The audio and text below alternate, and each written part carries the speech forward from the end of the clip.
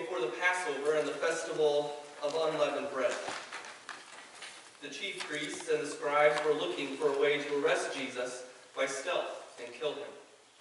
For they said, "Not during the festival, or there may be a riot among the people." While Jesus was at Bethany, in the house of Simon the leper, as he sat at the table, a woman came with an alabaster jar of very costly ointment of nard. And she broke open the jar and poured the ointment on his head. But some were there who said to one another in anger, "Why was the ointment wasted in this way? For this ointment could have been sold for more than 300 denarii, and the money given to the poor." And they scolded her. But Jesus said, "Leave her alone. Why do you trouble her? She has performed a service for me. For you always have the poor with you, and you can show kindness to them whenever you wish, but you will not always have me. She has done what she could. She has anointed my body beforehand for its burial. Truly I tell you, wherever the good news is proclaimed in the whole world, what she has done will be told in remembrance of her."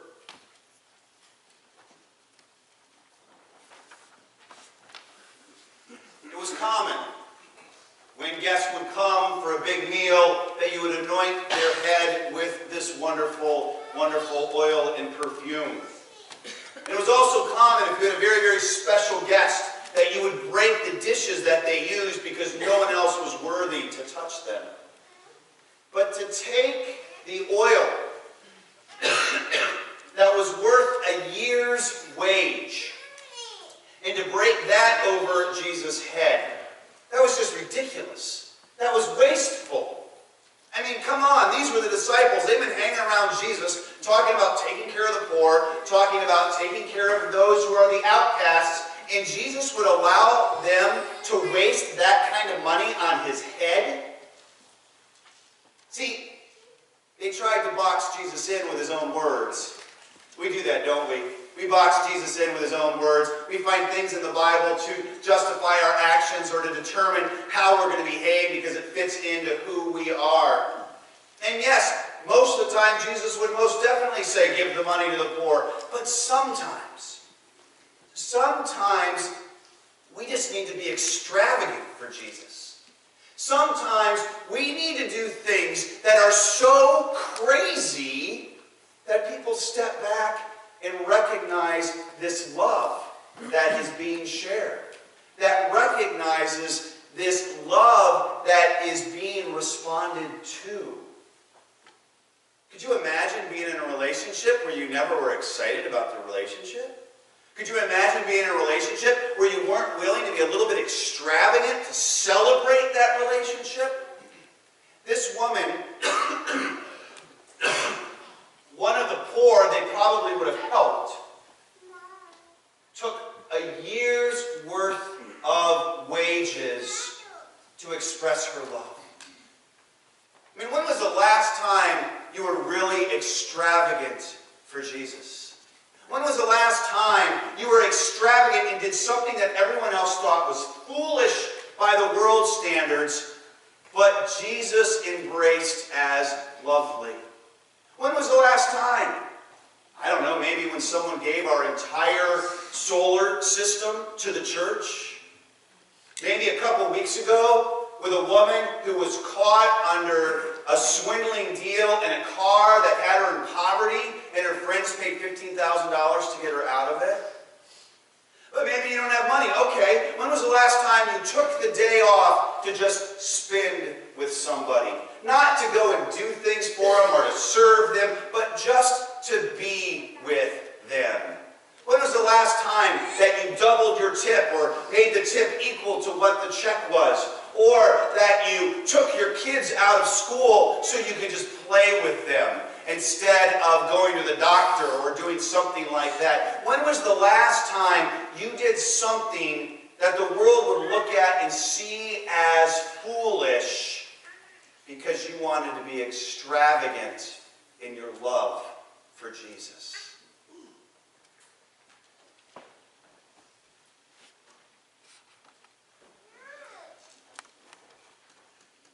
Judas Iscariot, who was one of the 12, went to the chief priests in order to betray him to them.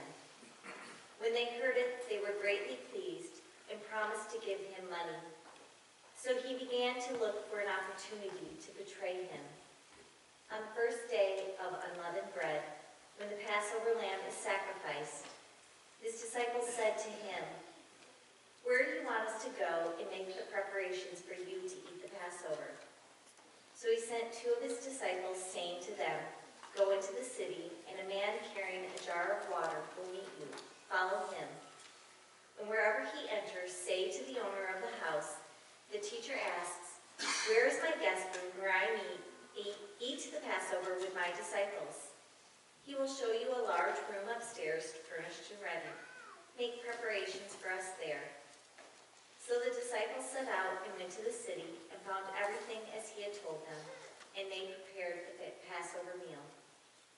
When it was evening, he came with the 12, and when they had taken their places and were eating, Jesus said, "Truly I tell you, one of you will betray me, one who is eating with me."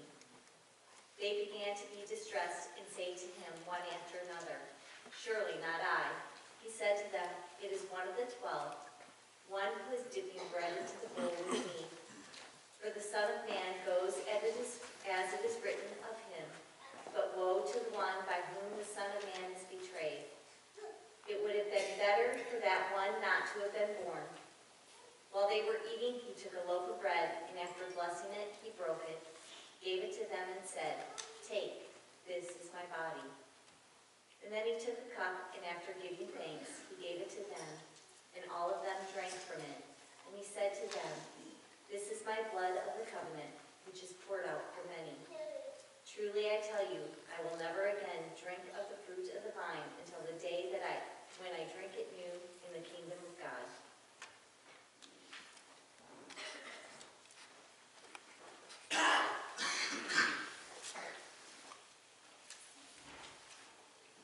They had gathered in an upper room to share a meal, sharing dishes, sharing space, sharing time, sharing life.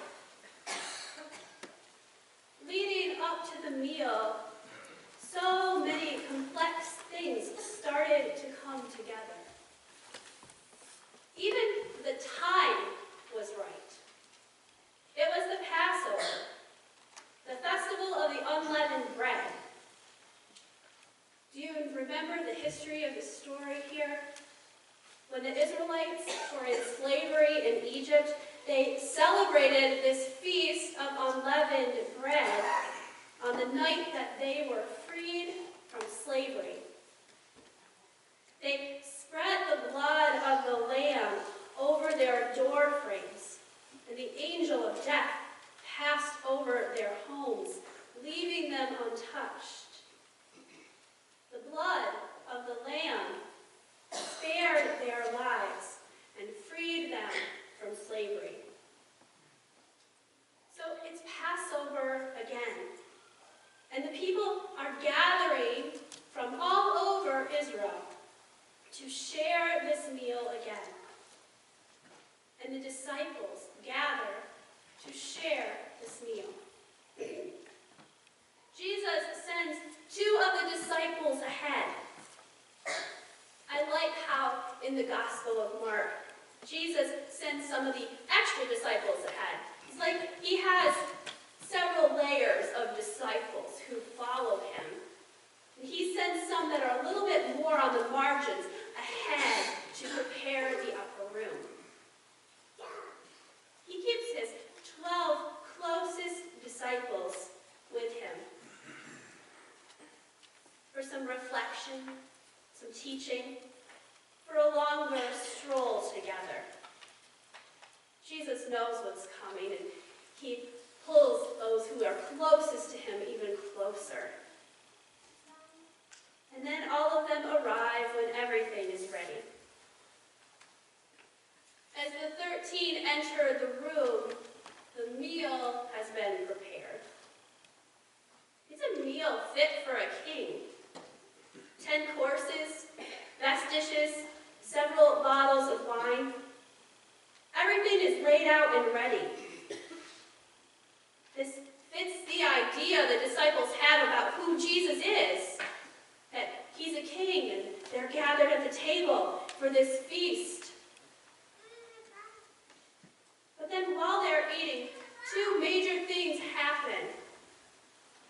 First, Jesus confirms their worst fears, declaring that the betrayer is one of the 12. This revelation must have heightened the intensity of that already tense moment. I mean, they're basically hiding in an upper room, in a secret place, eating a meal together, away from the crowds. But then Jesus says that the betrayer is one of those who is closest to him. The betrayer is not one on the outer fringes of his discipleship. It's one who is near and dear. The betrayer is not a jealous onlooker. The betrayer is not watching from the outside. The betrayer is the one who shares the common goal. And the second thing that happens is that Jesus takes the bread, and when he had given thanks, he broke it and he gave it to his disciples, saying, "Take it, this is my body." And then he took the cup, and when he had given thanks, he gave it to them, and they all drank from it. At this final meal, Jesus identifies his betrayer, and Jesus reconfigures the traditional Passover meal around his own passion and death. In serving the Passover meal in this way, Jesus is identifying one more time who he is. He is the new Passover lamb, the one whose salvation is not for a few, but for many. They all gathered in an upper room to share a meal. Let us join together in singing hymn number 700, Abide with Me.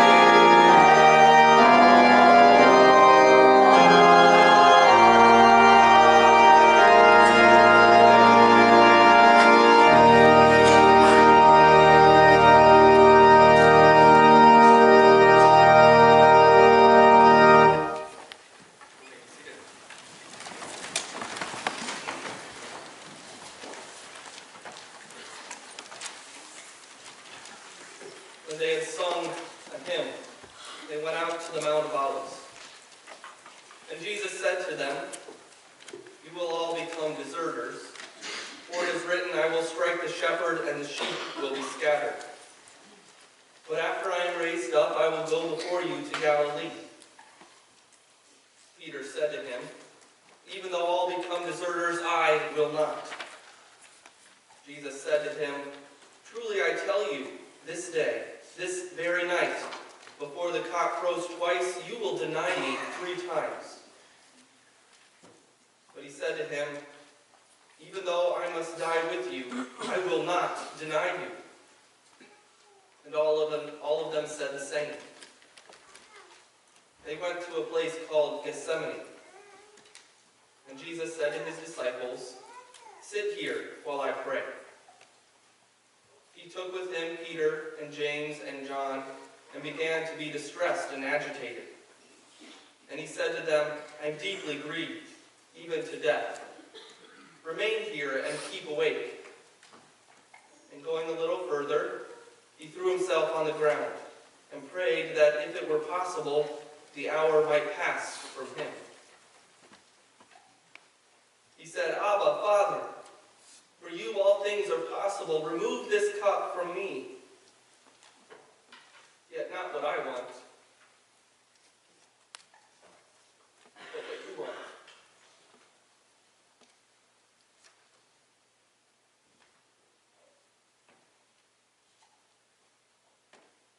He came and found his disciples sleeping.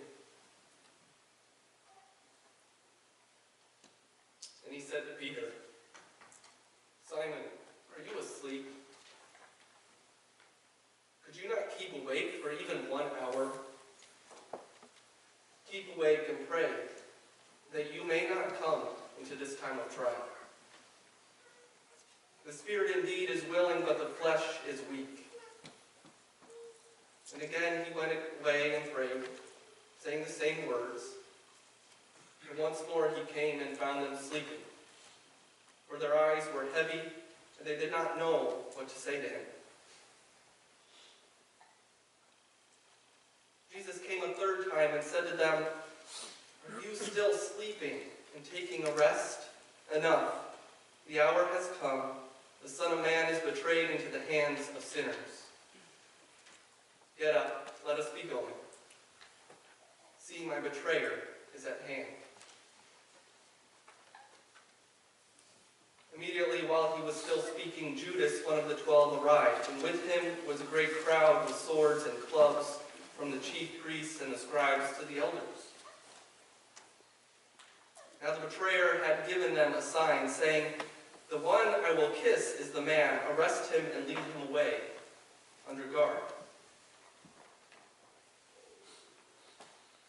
So when Judas came, he went to him at once and said, "Rabbi," and kissed him.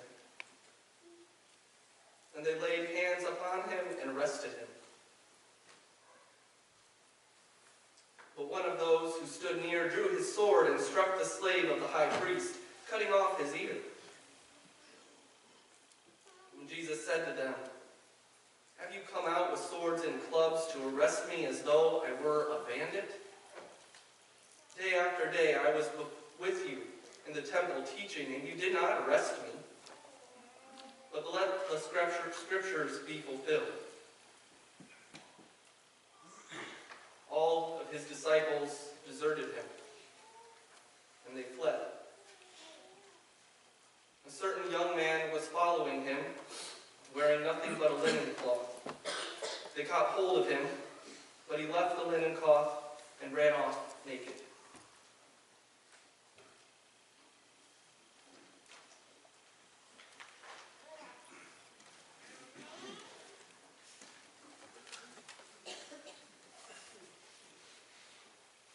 Singing together is not something that you forget quickly. In fact, a friend of mine recently brought up that it had been 20 years that we've been singing together. You remember the first song we sang together in chapel choir at college. You remember being together. You remember the melody, and often you remember the words. You remember things in a different way when it's set to music. So when I saw that verse, the very first verse that Greg read, they were all singing together. They sang the final hymn, and then they went out to the Mount of Olives. I wondered what they sang together. The disciples and Jesus. It turns out it may have been Psalm 116. Imagine Jesus and his disciples singing these words. The snares of death encompassed me. I suffered distress and anguish. Then I called on the name of the Lord. The Lord, I beg you to save my life. I will lift up the cup of salvation and call on the name of the Lord. O Lord, I am your servant. I am your servant, the son of your handmaid. I will offer you the sacrifice of thanksgiving. Jesus has already taken on the identity of the Passover lamb. And now he tells his story in a son form. He sings about himself as a servant. He's serving the disciples the wine and the bread, and he's offering a truth about himself. That he is the Messiah, the servant, the one foretold in Scriptures, the very fulfillment of the Scriptures. And still the disciples, they don't understand. If they had understood, things would have been even worse. As it was, when they had sung the hymn, they went out to the Mount of Olives. This was the last shared moment they had together before all the things started to fall apart.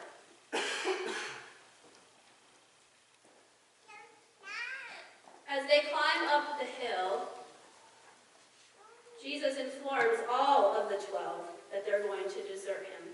Not just one. All of them are going to desert him, and they're going to be scattered apart. It isn't just one person who will betray him. All of them will. And of course, all of them deny that they're going to abandon Jesus. Oh no, Lord, we will never leave your side. But they do abandon him. Just as soon as they enter the Garden of Gethsemane, they start abandoning him. Some stay behind and some go with him, and the ones who go with him fall asleep while Jesus is praying. And they do this 3 times. And Jesus, while he's praying, lives out the words of this last song that they sang together. He becomes distressed and anguished. He cries out to God, Abba, Father, save me, take this cup from me. Save my life.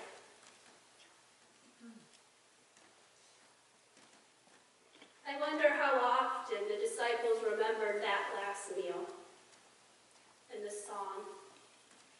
And that in the end, the cup did not pass from Jesus and the Scriptures were fulfilled.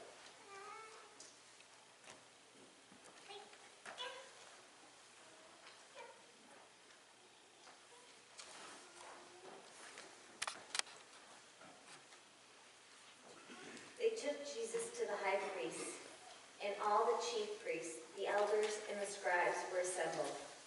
Peter had followed him at a distance, right into the courtyard of the high priest, and he was sitting with the guards, warming himself at the fire.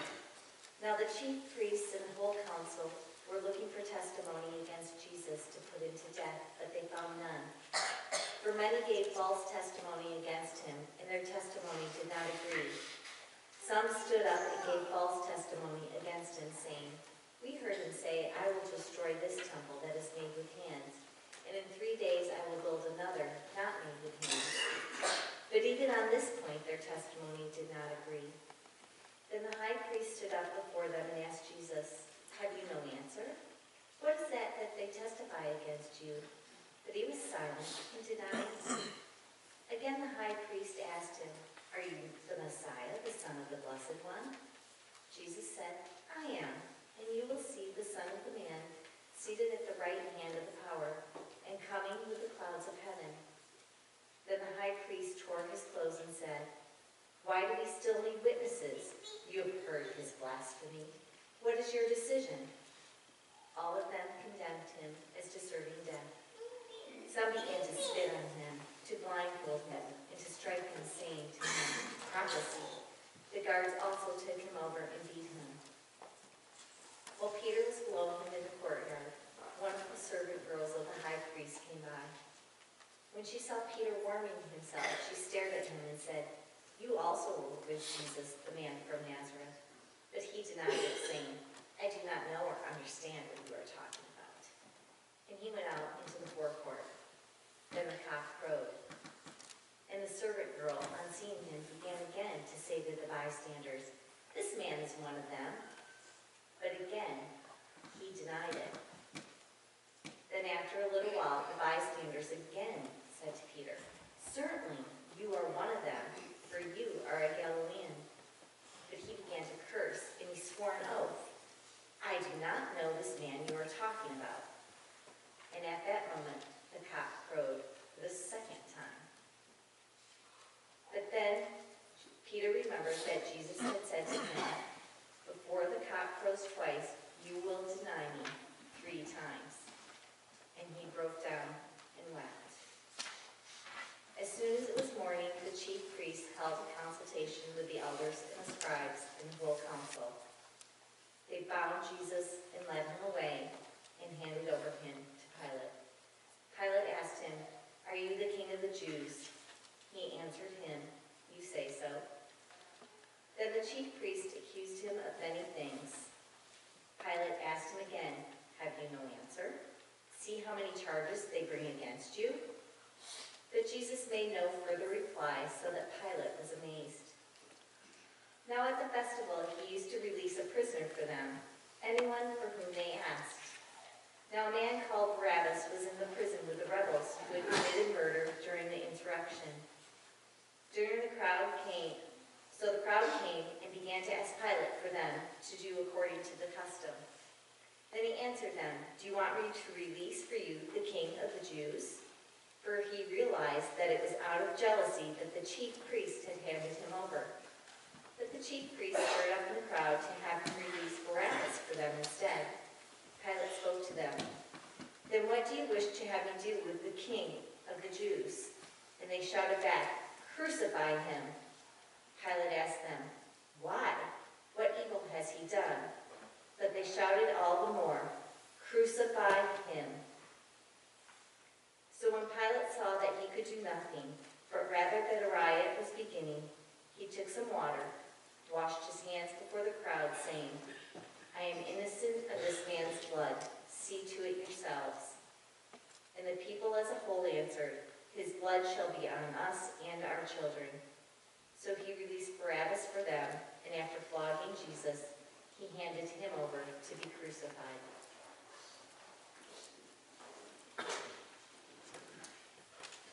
I really thought everyone got a bad rap in this story. I mean, it didn't sound like Judas had a choice but to betray Jesus. That was why he was born, was to betray Jesus. How do we hold that against him? I understand the chief priests.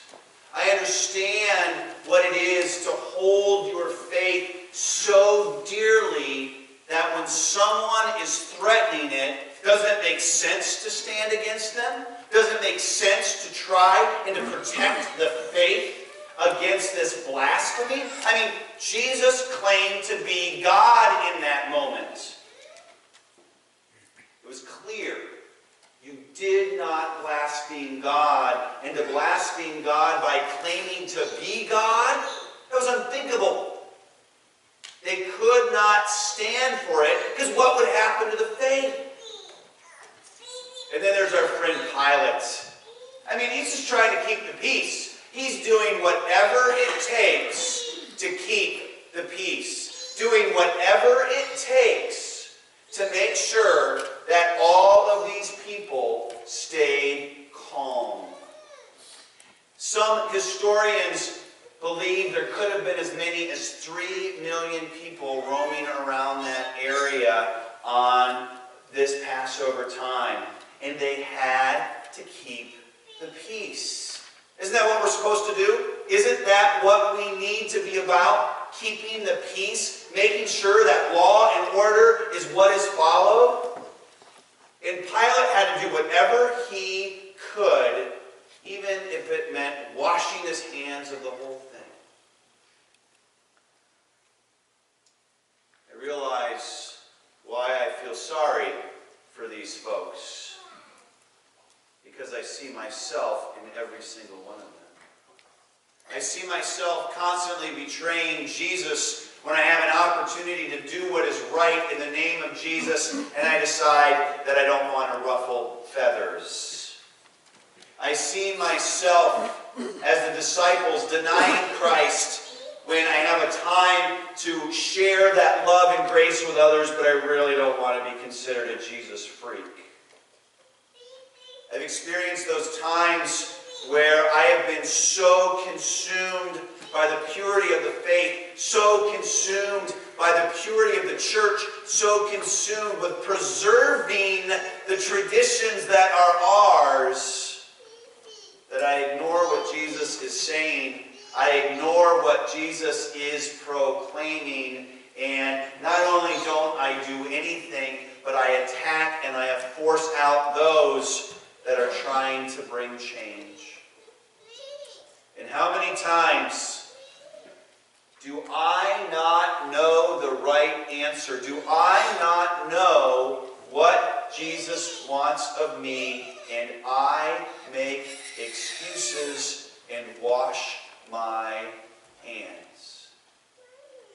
I am every person who put Jesus on the cross.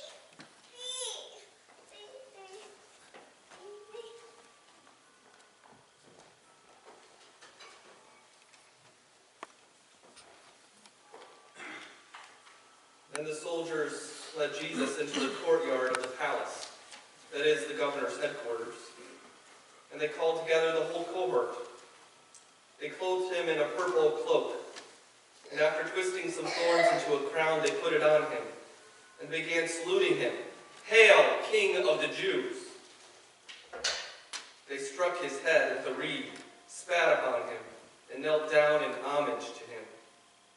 After mocking him, they stripped him of the purple cloak and put his own clothes on him. Then they led him out to crucify him. They compelled a passerby who was coming in from the country to carry his cross. It was Simon the Cyrene, the father of Alexander and Rufus. Then they brought Jesus to the place called Golgotha, which means the place of the skull. And they offered him wine mixed with myrrh, but he did not take it. And they crucified him and divided his clothes among them, casting lots to decide what each should take.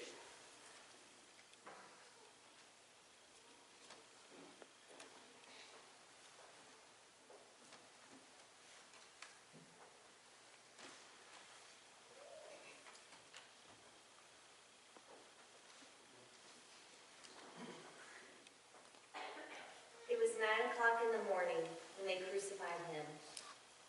The inscription of the charge against him read, "The King of the Jews." And with him they crucified 2 bandit sharks, one on his right and one on the left. Those who passed by derided him, shaking their heads and saying, "You who would destroy the temple and build it in 3 days, save yourself and come down from the cross." In the same way, the chief priests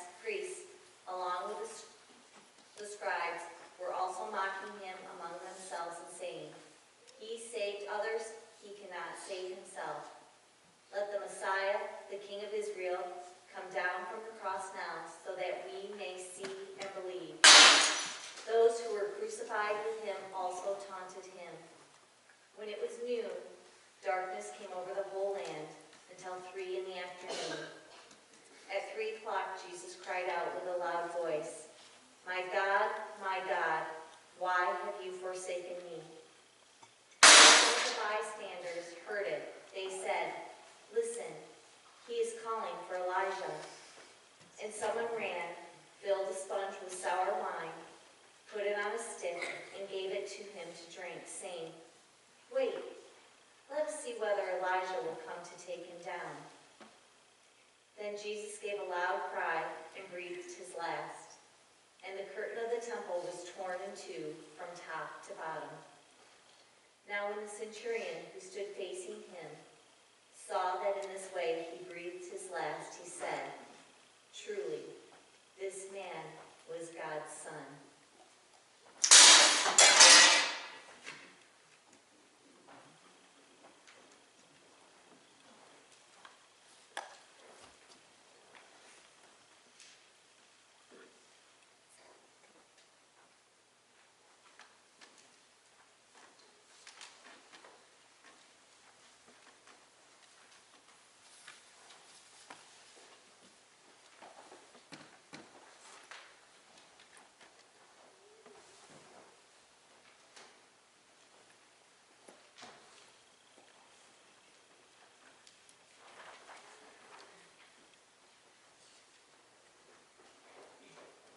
There were also women looking on from a distance.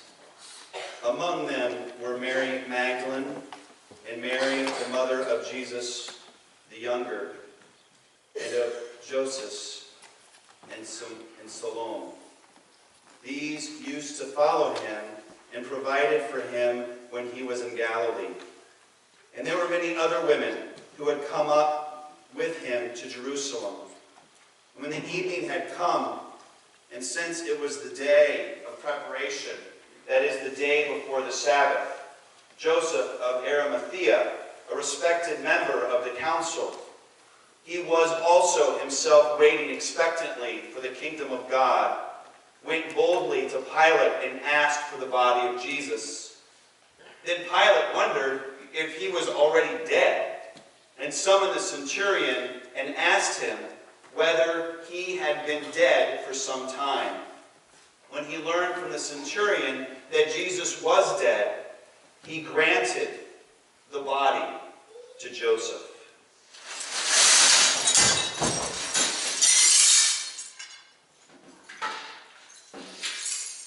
Then Joseph bought a linen cloth, and taking down the body, wrapped it in that cloth, and laid it in a tomb that had been hewn out of the rock. He then rolled a stone against the door of the tomb. And Mary Magdalene and Mary, the mother of Jesus, saw where the body was laid.